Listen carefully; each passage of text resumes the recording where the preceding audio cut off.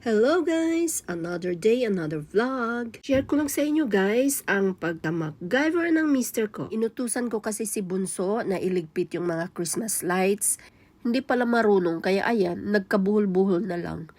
So to the rescue na si mister, no? So pinakita niya kung paano ito matanggal sa pagkabuhol-buhol.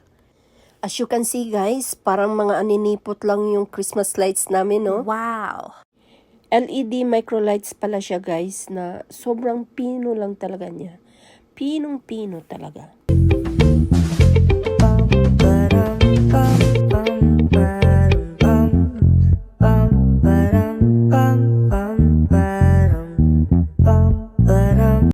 So ang technique daw niyan guys, no?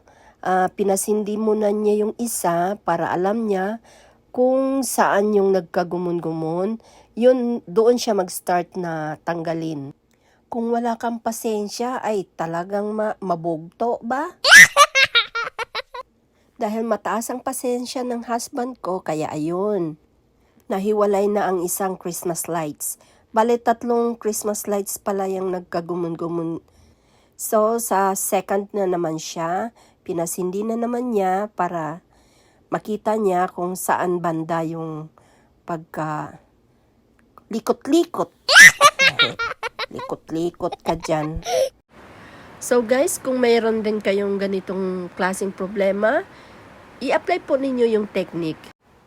Baka makatulong naman itong sinishare ko sa inyo na tips kung paano tanggalin yung nagkabuhol-buhol na Christmas lights.